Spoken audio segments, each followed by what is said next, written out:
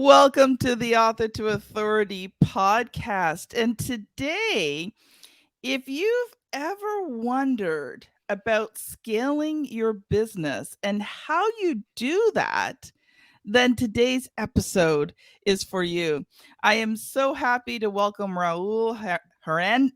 I got this right before the show. Ah, I'll get you to say it afterwards. Anyway, Raul is a growth strategist that knows how to influence top line revenue and bottom line profit by aligning marketing, product, and operations for growth. Now, he doesn't have an MBA. He didn't come from a big name consulting background. He didn't take some online courses or buy a franchise that automatically gives him authority to help you. He's just been blessed to have worked with bootstrapped founders to double 5x companies with millions of revenue using his strategies, design revenue teams that produce 50 million in sales and made it to the Inc. 5000. He's been responsible for over 25 million in direct response ad spend. That's impressive. And he has trained thousands of entrepreneurs in private paid programs and live events. Plus, he has led strategy for multiple digital teams across the globe in 12 time zones. Welcome to the show. Hey, it's an honor to be here, Kim. Thanks for having me. So, Raul, what I would love for you to do is just take a few minutes while we kind of get into the show here and just introduce yourself and tell a bit about your story. How did you get into all of this? Well, if I knew it was intentional, every action I take now on is intentional, but this was all actually by accident. So I was actually trying to start a software company in 2015, 2016, and I partnered with a gentleman online from New York. We were like in a group trying to build software. We never met each other, so this was back in the Skype days, if you remember that. And we decided, like, hey, let's try to conquer the market together. So we partnered up. We started working, and then we started interviewing the market and figured out, hey, the market we want to serve actually needs marketing and sales support, not software. So we scratched our heads like, okay, let's figure it out. So we figured it out. We created our first company together. Again, haven't met the guy back then. We caught up in 2019 in person here in San Diego, did some surfing. And that's where it started. I was working at the bank at the time. So I was doing the whole, get the suit and tie every day, come in, get my licenses and all that fun stuff. And then was building this. And it took it to the point where I looked at our roster. I mean, we weren't huge. It was like a little boutique. I had like 19 clients, and that took me out of the day-to-day. And I went all into online entrepreneurship. And from there, we served the clients. I started learning a lot about digital marketing and just cutting my teeth around everything that it took. At the end of that, it was like a season. It wasn't like a stint. It was more like a season because we figured out we were building something we both weren't passionate about at the time. So we decided to part way as friends, and I went on to help out other digital marketing agencies grow online. One was going through a merger acquisition. One of them, the same one, transitioned into the owner coming back, and I started helping the owner doing trainings here in San Diego, trainings in Austin, private client masterminds, and just deepening my skill set around marketing and sales until he finally got bought out. And the agency that took over, we helped almost triple in less than a year. We had 7 people. Forgot what month it was. I should remember the month, but we had 7 people. And then by the time that I was stepping out, we had 21 people. And it was a wild ride. And from there, during that journey, I had a mentor at the time who told me, you should write this down. I'm like, what should I write down? Just write down the stuff that you learned. And that comprised of my first book, Productive Profits. And I took that to become a consultant and an advisor to bootstrap founders. And have been thankfully been able to grow ever since. Wow. Wow. Love the story. Yeah, I fell into publishing. I never had any intentions of becoming a publisher. And yeah, I kind of fell into that one too. I would love to ask you, Raul, what's been some of the difficult things in this? Because you've had a lot of great results, but were there some difficult times in there as well? Oh yeah. From the very beginning, transitioning from the corporate 10 to 6 luxury banking hours to the entrepreneurship 6 a.m. to 6 p.m. Uh, so that's stressful. From running your own business, I think you start learning what real stress, in my opinion, what like some of the real stressors are in work. Also leading teams and figuring out that, I might have been a really crappy leader in the beginning, and Mm. knowing that if I wanted to improve and lead other people, I needed to become a better human. I remember, I think it was the beginning of last year, or one of the clients, but I remember just self-reflecting of how much trust a client had in me. I'm like, wow, this is so valuable that I just need to continually. It's a never-ending game of improvement, Mhm. but I just need to be a better human to lead other clients and help them reach what they want to achieve. And I take that seriously. So that's the number one thing, just the pitfalls of self development, and failing as a person, but also trying to figure out how I can become better. And then there's always the difficulties of market, products, positioning, tailwinds, headwinds, different stressors, working with different types of people, different bureaucracies that can be built into startups, which is crazy to me, but it happens. And I think wherever there's humans, there's that tendency to have bureaucracy. Um, I mean, we can dive into any one of those, but there's a lot of different things to come to kind of our opportunities to Mm. overcome in the entrepreneurship world. Did you ever feel like you were suffering from imposter syndrome? I think everyone does. I think Thank you. I think everyone does. No, I think I read it. Where did I read this? I read it that it's normal as you start achieving more, it's normal for you to be able to self question and doubt yourself and your ability. Yeah. And even just like seeing what you've been able to do, the people that you've been able to help, sometimes we take it for granted, because the best analogy that I've heard is that we take riding a bike, if you know how to ride a bike, for granted. We take surfing for granted. We take swimming for granted. And for the other people, those things are like nearly impossible, or they've never Mhm. learned. And I think when you start doing that, you kind of it's your own mind game. But oh Yeah. yeah, oh, I don't know if I suffer, but I combat it every day. I love that. Thank you for being so honest, because I think, especially in today's world, it's something that is there but is not always talked about, and I think people are afraid to admit that they suffer from it because maybe other people would see them as weak, but I think every true entrepreneur struggles with that at some Mhm. point. Like if you're achieving and you're growing, I think sometimes it can just get overwhelming and you start to wonder if you're really cut out to be who you're meant to be. Which is crazy. And I mean, anyone who tells you that they don't have imposter syndrome, like they're lying. Because it's part of the human condition. I think it's part of the like high achievers, but also I think it's as a self reflection, right? I'm not here to Mm. impose or just to judge all imposter syndrome, but I think it might be a good indicator that you're on the right path, and it's Yes. something that it's almost like a test, like Yeah. making sure, like, okay, do I really believe what I believe? Why am I moving towards this path? How can I improve? Who can I be around to make Mhm. normal, like growing normal? Mhm. Um, and also being able to share that, because I think ambitious people need more ambitious people. Like it's rare to find someone who's improving in their own life. Not that no one is, but some people just choose to chill, and that's okay. But if you're seeking to do better than you were yesterday, that energy can shy people away or unattract others. And to find more people in that same mindset geographically can be tough.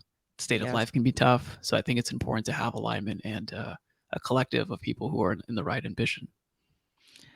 Wow, all I can say is a big amen to that one. My husband and I moved to Nova Scotia last September from Ontario, which Mhm. is a very bustling area in terms of, entrepreneurship and that. And we're up in the very end of Nova Scotia, and it's not very entrepreneurially minded. Lovely Mm. people, lovely, lovely people, but you don't get a lot of entrepreneurship discussions up here. So I've Mm. had to find other avenues to connect with people, with like-minded people. And I think, if you're feeling that way, I think you need to connect with people that motivate you and encourage you and inspire you and maybe even sometimes give you a little kick in the behind. Oh yeah. I think we need that's the beauty of like online community and be able to create and foster those communities. I mean, it's kind of wild to me that the first company we ever incorporated was with a dude that we never met in person, but we just Mhm. connected so well. Multiple modalities of communicating. And then even when Mhm. we met in person, like he went to my wedding and like he's like a good family friend. And Mhm. it's cool to build relationships and they do start online sometimes if you seek out for the Yeah. right intentions. Yeah. Awesome. All right. So I know you've come prepared to talk about how to differentiate and scale your offerings by satisfying your clients' deepest desires. So I'm really curious to hear where you're going to go with this one. So I'm going to let you loose for a bit to share, and then we'll talk about it.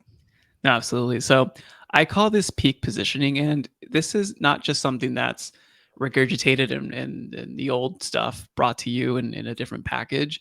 This is the number one issue I see when you're growing a company online and you're growing or scaling a product or service.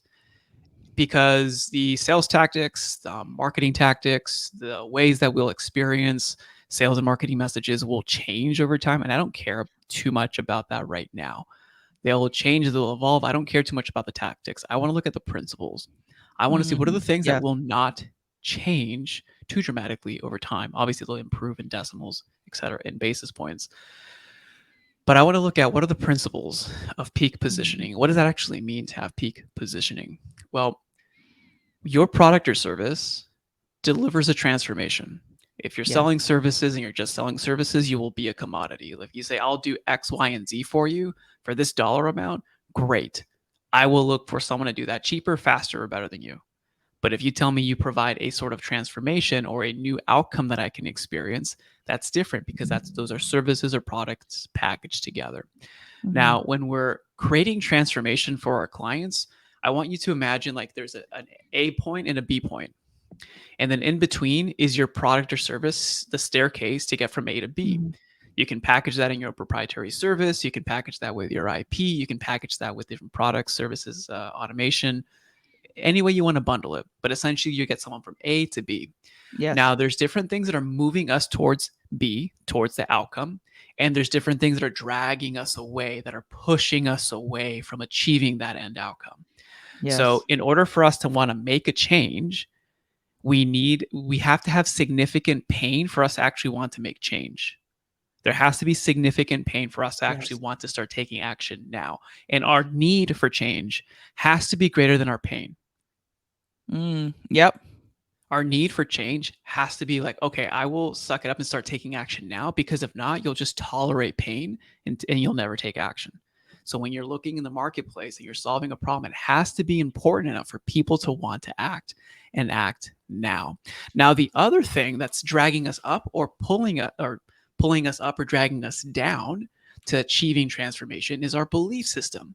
We can have Mm. positive beliefs that help us want to achieve this thing, and then we have negative beliefs that are debilitating us or that are dragging us Mhm. down. And those beliefs are in three different segments in time: in our past, in our present state, and in our future state.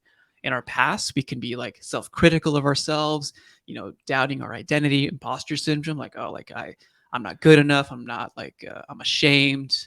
Or in our present state, that I just don't feel comfortable with what I'm doing, I'm uncertain, I'm afraid, I don't know if this is the right thing to do. Like, you just have that hesitancy. Or you might have debilitating beliefs about the future, like I'm fearful about the future, I worry Mhm. too much, I'm like, I don't know what's going on, like what's going to happen down the Yeah. line. So those are beliefs that can actually stop you from creating a transformation. So in order to flip that, we need to identify what are those empowering beliefs that help us achieve that transformation. And you want to think about this in your client's mind, in your Mhm. ideal client's mind. Yes. Because what the exercise that I go through and that I tell clients to go through is identifying your ideal client's inner desires. And it's essentially an outline of this, like, what beliefs do they have about themselves, about the present, about the future? What worldview shaped that belief? What pain are Mhm. they in? And how do they describe their pain? How do they describe their outcome? How do they describe Yeah. themselves, their situation? How do they see themselves? Their self identity equals the activities that they'll take. And then also, what words should we use in order to empower their beliefs? What is that one belief that'll help them create that transformation and that change? And as you start outlining these things, I like to thank Seth Godin for this inspiration. And when in his book, This is Marketing. So this exercise is an inspiration from Seth Godin, is to map your products and services based on the two emotions, the emotions that your transformation delivers. Now, a little different than Seth Godin is I want you to dissect all of your products and services. Like, what are all the things that you can do, and Yeah. map them on that plot. So let's say for desire number one, I'll just use me for an example. When clients work with me, they want to have performance, they want to feel confident, and they want to feel safe, which is a little weird, but that's who they are. They want to feel safe and they want to have performance. So they both of them, they want to feel in control. So Mhm. when I map my products or services, it's an alignment with how much safety does this give the client and how much performance. And when you start doing this, you start to see, oh, maybe my core offering isn't at the peak. Yeah. So for example, I have like you could have a blog, a podcast, audiobooks, you can have courses, you can have do-it-yourself trainings, you can have workshops, or you can just have a service and do it for them. All those different products and services fall in between the two desires that Yeah. your ideal clients have. And the goal, that your goal now as an entrepreneur and business owner, is to get creative. How can you package, rearrange, reposition, and create peak positioning so that your new offering, not just a service, but the bundle and compilation of different offers Mhm. or products or services, are in alignment with your clients' peak desires, the two things that they want most out of their transformation. And when you do that, it's not about being word smart or just having like using words to be clever. It's more about here is how you're going to see this offering Mm. differently. And you back that up with pricing, with how you show up in the marketplace, with your business model, and with the back end profit levers. And we can dive into that if you want. But that's the first step, and that's the most important that I see in the marketplace, because a lot of business owners have the right thing. They have a business model. They know where their P&L is. They know who their customers are, but their offer tanks. Their offer just does Yes. not work. Why? And I hope that this kind of helps you identify how, like, where it can fail, but also how to reposition yourself in alignment with your ideal clients. Well, when you were talking about that, especially between the safety and the performance, the word that came to me is sort of a risk assessment, Hmm. because they they're willing to risk as long as they feel safe doing so. Mhm. As that balance between, you know, getting the results, but how much do I have to risk to get those results? And so if I have to risk more than I'm comfortable risking to Mhm. get that result, the answer is going to be no. But if you can get it in that safety zone of risk, then the answer would be yes. So I love how you said that, because when you really understand your client, sometimes the way I describe it is when you can describe their problem or speak to their problem better than they can describe it themselves. Mhm. And No, when you can, absolutely. yeah. And when you can do This that, go ahead.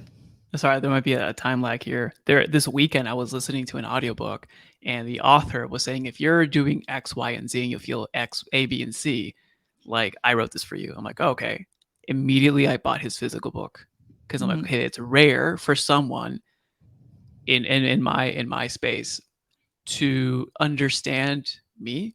So I'm Mhm. willing to pay extra to figure out, are they going to help me solve more problems or help me Yeah. rediscover something that I didn't know, or rediscover something that I did know but I didn't see it in the same way.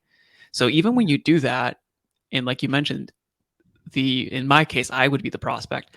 I knew, like, oh wow, they know what they're talking about, even though it was the intro of the book, of the audiobook. Mhm. I know what they're talking about. This seems worthwhile. Let's invest. Yeah. Yeah. Yeah, exactly. Exactly. So you said that you had one other area you felt like you could talk about there. I'm going to let you loose for another few more minutes. Oh yeah, so this is the forefront of creating offers. Now we need to align that to your business Mhm. model. And there's a lot of different formats in order for you to make money online. That's probably, I can't go too broad here because I don't know Yeah. who's listening to this, their business, etc. But on the back end, as you identify, like what are the levers that I can pull if I want to increase profitability for the business? These are 7 levers that I've identified. Now, again, I only teach from experience, so I do have that lack of like all understanding on every single subject matter. But for the 7 profit levers that I've identified and that I've pulled personally with clients and with teams, I like to kind of just go through the 7 quickly and briefly so that you can start seeing how do I map my offerings, Yes. identify my business model, then from there figure out how I can, focus on a couple of these levers to derive more profit. So the 7 levers are pricing, and Yep. pricing is more than just setting a number. There's so many ways to True. price, and depending on if you're doing e-commerce products, if you're doing services, you can price on value. You can price on creating like a productized service. You can price on hours, but I highly recommend not doing so. No, So me too. pricing in itself is an art form. The other key thing is lifetime value. Like, what is the lifetime value of your client and how can you increase that relationship? Because the inverse of lifetime value is how valuable are you to the client? Because the client's not going to stick around if you are not valuable to them. Like the 2 R's to unlocking LTV is results and relationship. The more Yes. results, the more relationship, the longer clients will stay on. Yeah. The third profit lever is operational expenses and labor efficiency. Now, I'm not a CFO, so I'm not going to tell you to cut costs for you to grow. I'm not going to be that guy, but I will tell you, like, how can you be more effective with the teams, the tool, and the technology that you have right now? What Yeah. trainings, what support, what empowerment, what tools? How can you support them? How can you become a better leader for your team to be more effective? The fourth profit lever is sales volume. How do you increase transaction rate? How do you shorten the sales process? How do you increase the velocity of sales, so the speed between sales? And then profit levers, the last 3 are pretty similar. They're all tied in the same vein of upsell, upgrade rates, win back rates, and referrals. So that ties back under the lifetime value profit levers. Like, hey, how do Yes. you solve more problems for the clients? How to identify new opportunities? And how do you go about that? And it might be tempting to look at all these 7 and say, I'm just going to do all of them for the next quarter. Like, don't Oh, do you'll that. burn yourself out so badly and Just you'll focus quit on before you ever one. get any results. Yeah, just focus on one. Because when you focus on one, revenue driving activities are not linear. Yeah. They're interwoven. So if you focus on one, you're naturally going to pick up another and then pick up another one. And then you might pick up a third or a fourth. But just focus on one that you need right now. Is it an increase on pricing, or your clients are only sticking around for 4 months? Or, you always have to find new clients. You never get referrals. So identifying which area do you focus on and then create the strategies and the tactics. But the principles that we're just discussing here, those won't change. You'll need Yeah. those. Wow. That is awesome. Thank you so much. We're going to shift gears here because you mentioned you are an author. So, first of all, how many books have you written? 2 bigger books, and I put bigger in air quote, and then 2 smaller books, like guides or little trainings. So I think 4 in total. So which one relates most to what you're doing now? Growth Plan, the one that I just released, teaches everything that we just went over: the profit levers, the inner desires. The first one was more of a compilation of the principles to growing companies, like the basic principles. Growth Plan is more around how to drive revenue and do that profitably, because for bootstrapped and small business owners, we don't have the luxury of using other people's money. It's our money, and it's our name on the line. Awesome. That is wonderful. Okay, I'm going to ask you the question that I ask every single author who comes on the show. So if you're a regular listener, you already know what's coming next. But here we go. What was the good, the bad, and the ugly about writing and publishing your first book? The first one, oh my gosh. The good was that I was able to use the audio transcription back in the day and speak the book into writing. The ugly, I don't know, I want to go straight to the ugly, was just like editing that sucker. Like I had friends and I had like colleagues and peers like help copy edit it. But when it comes to like speaking in my tone, and it's being my first book, I wanted to own that craft. And I even know authors that spend too much on ghostwriters and stuff like that, and they still write it themselves. So I wanted to focus on my craft. But then the bad was, what was the bad?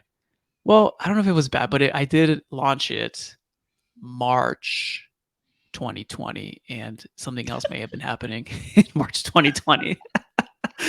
So, hey, we're here. It worked. Good I book, wasn't gonna bad wait. timing, man.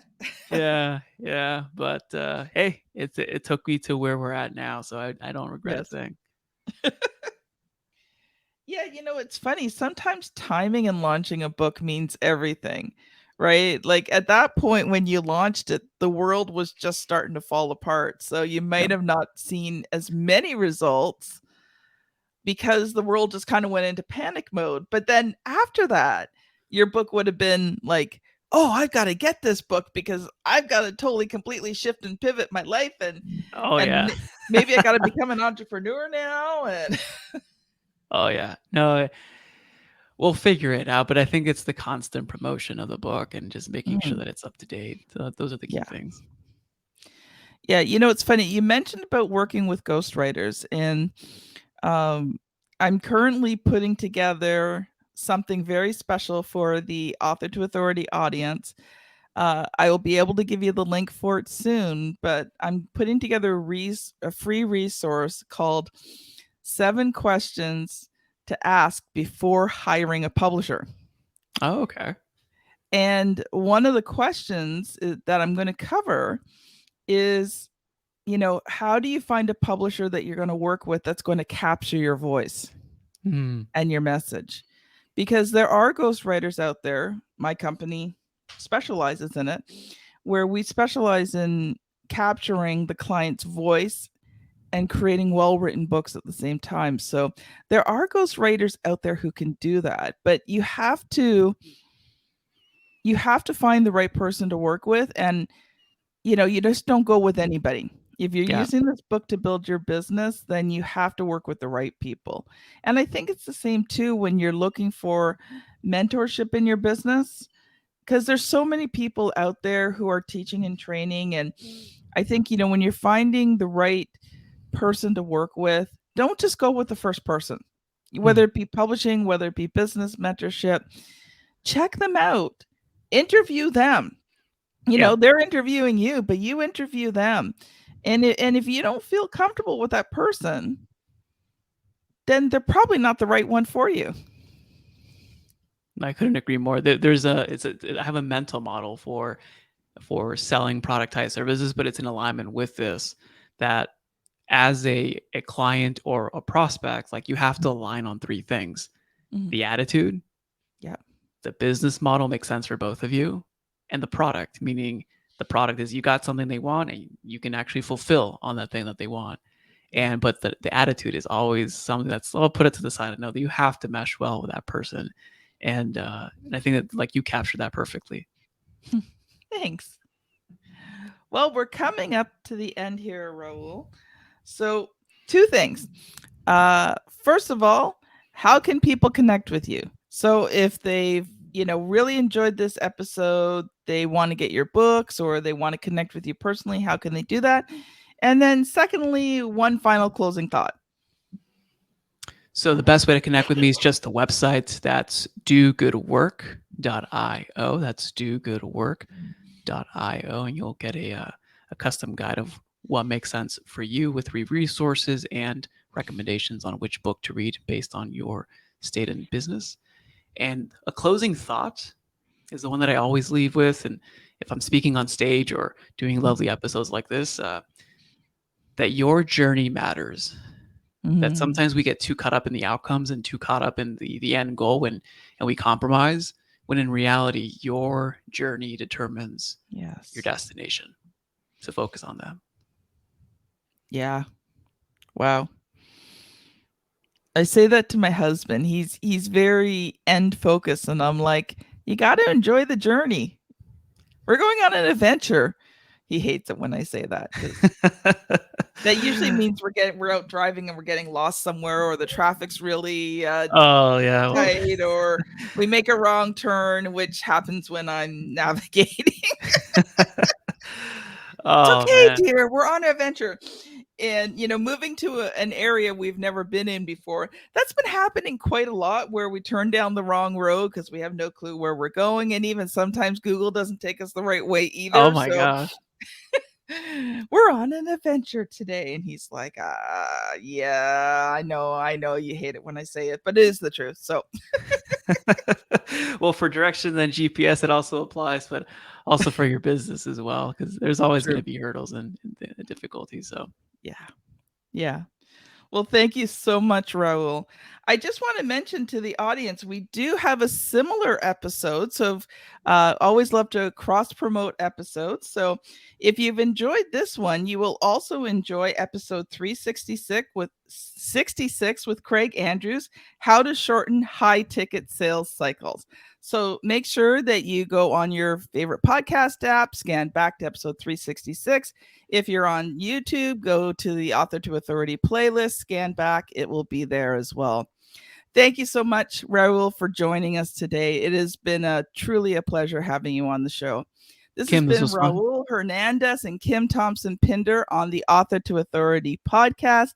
Thank you so much for listening, and we'll see you on the very next episode. Bye now.